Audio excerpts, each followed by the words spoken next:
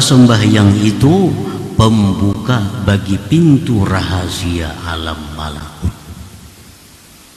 Orang yang sembahyang bisa diperlihatkan Allah surga dan neraka pada waktu sembahyang itu.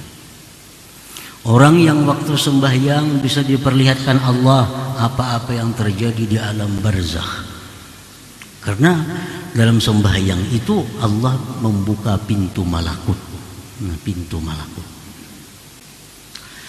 Wa innama kanatis salatu istiftahan li babi asraril malakut limashtamalat alaih min tathhiril batin wal zahir.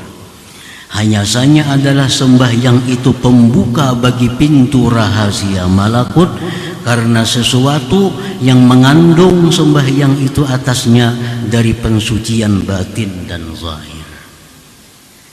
Alam malakut itu orang yang dibukakan Allah melihatnya, orang ini mesti bersih zahirnya, bersih batinnya, itu dibuka oleh Allah pintu alam malakut itu.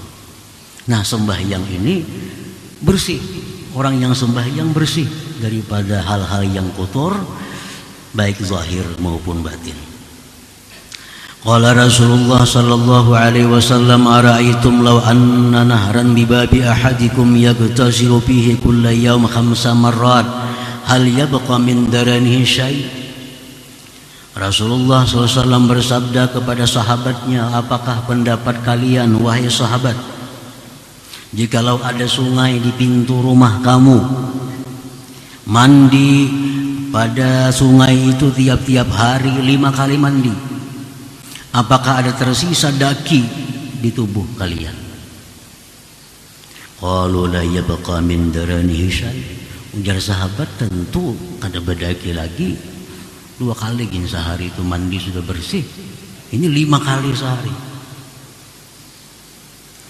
Qal Rasulullah bersabda, fadzalika mithlu shalawatil khams.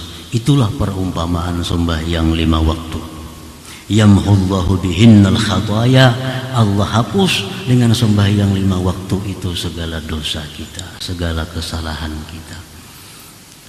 Nah, kalau sudah terhapus dosa kesalahan kita, maka mata hati kita akan nampak, mata hati kita akan terang.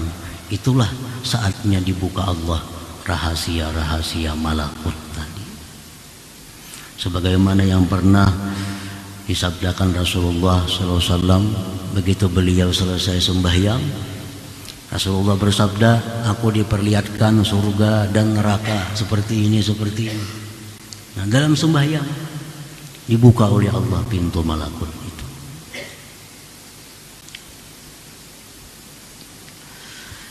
As-salatu mahallul munajah. Sembahyang itu tempatnya munajat. Artinya tempat di mana kita berdialog dengan Allah. Tempat di mana kita saling mengutarakan sesuatu kepada Allah. Tempat di mana kita berkomunikasi dengan Allah. Itu sembahyang. Qala Nabi sallallahu alaihi wasallam, al-musalli yunaji rabbah. Orang sembahyang itu dia munajat kepada Tuhannya.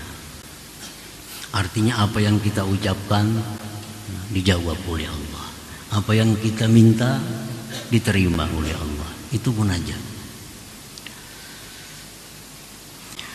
Wa qala aidan yaqulullahu ta'ala, Rasulullah bersabda, firman Allah Subhanahu wa ta'ala, qasamtus salah baini wa baina 'abdi wa li 'abdi ma sa'al. Fa idza qala al-'abdu alhamdulillahi rabbil alamin, qala ta'ala hamidani 'abdi. Aku bagi sembahyang itu antaraku dan antara hambaku. Ini hadis kudusi. Dan bagi hamba apa yang dia minta. Apabila hamba itu mengucapkan alhamdulillahi rabbil alamin, artinya segala puji bagi Allah Tuhan semesta alam. Nah, itu Allah berfirman, hamidani abdi. Ujar Tuhan, hambaku itu dia telah memuji kepadaku. Nah ini munajat, dialog dengan Allah. Begitu kita mengucap Alhamdulillahirabbil alamin, itu sebenarnya Allah menjawab, hamidani abdi, hambaku telah memuji aku. Faidha qal, bila seorang hamba berkata Ar-Rahmanir Rahim, qala ta'ala, Allah berfirman, majjadani abdi, telah memuliakan kepadaku hambaku, telah mengagungkan kepadaku hambaku. Nah, kita mengucap bahwa Allah itu maha pengasih, Allah itu maha penyayang. Allah menjawab bahwa dia telah memuliakan aku.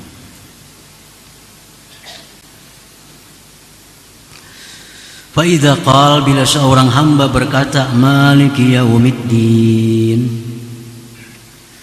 Maliki yaumiddin, dia adalah raja pada hari kiamat.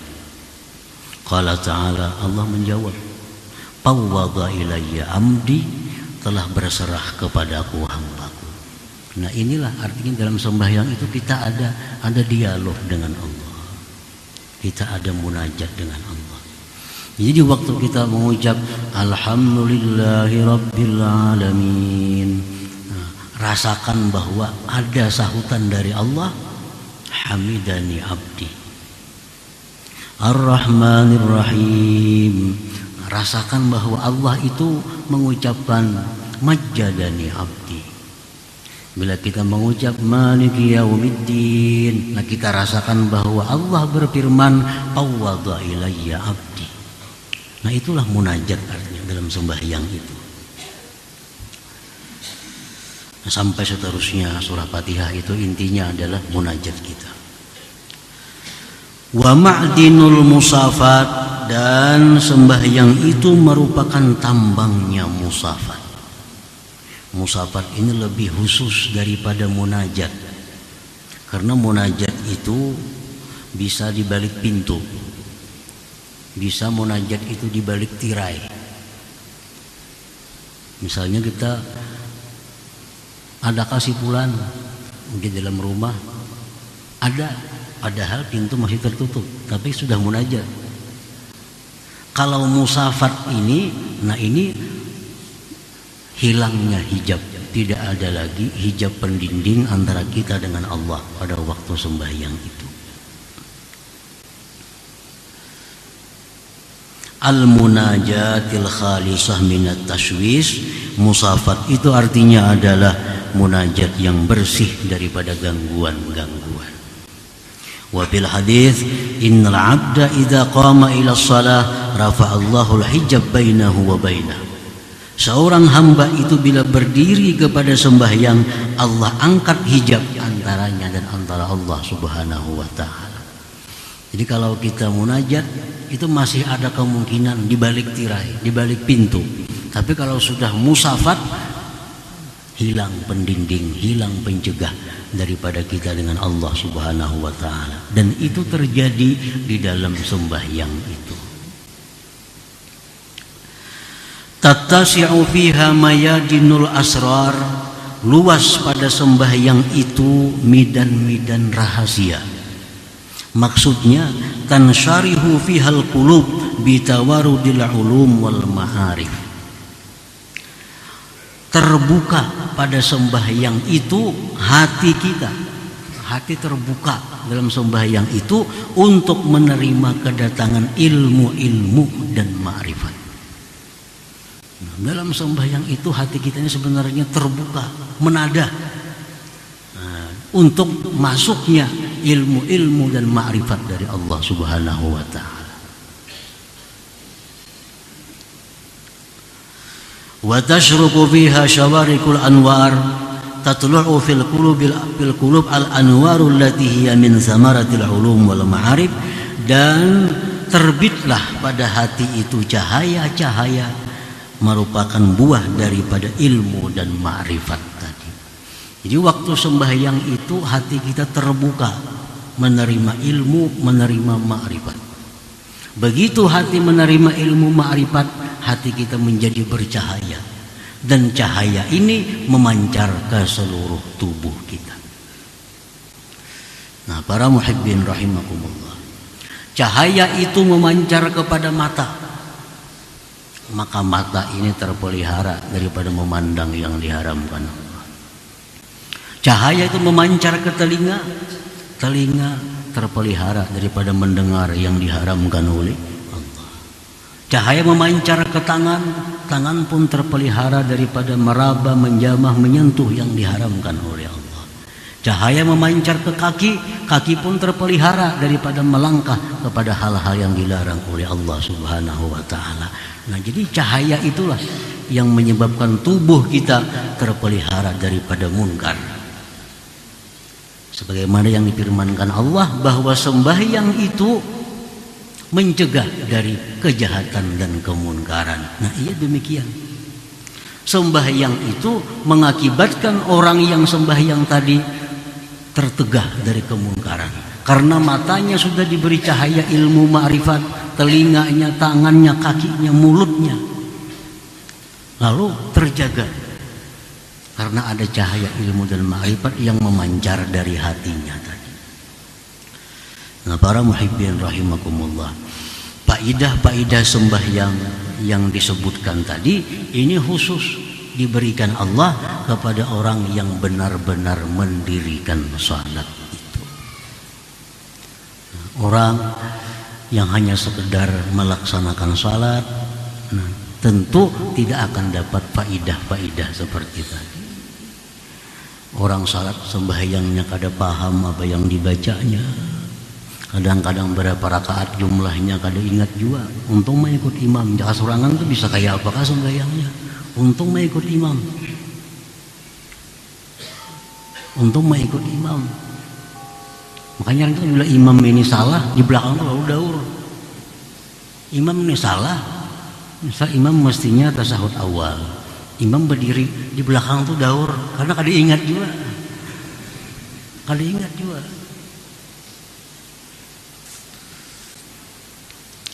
Nah, jadi sembahyang yang demikian tentu kada akan mendapatkan faidah-faidah tadi.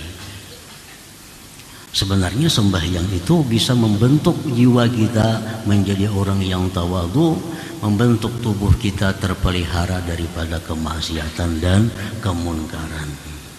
Nah, para muhibbin rahimakumullah, Rasulullah dalam sebuah hadis menyatakan, man lam tanhahu salatuhu anil fahsya wal munkar lam tazidhu minallah illa bu'da. Orang yang sembahyang tetapi masih suka maksiat kepada Allah. Orangnya sembahyang aja tapi suka maksiat, masih mata suka memandang haram, mulut masih suka mengata yang haram, tingkah lakunya jauh daripada petunjuk Allah. Nah, orang yang sembahyang tapi tetap melakukan kejahatan, kemunkaran, maka orang ini tidak akan bertambah daripada Allah, melainkan semakin jauh. Nah, semakin jauh.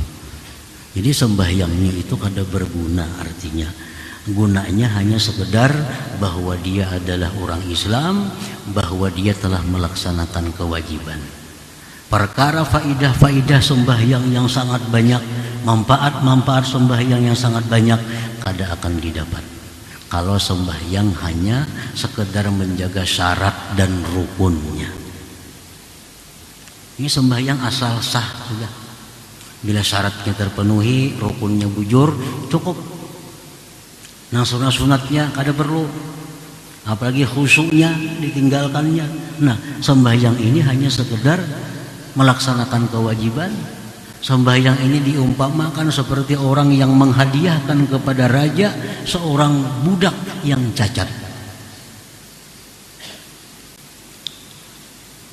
Bukan mendapat hadiah dari raja, tapi justru bisa dihukum.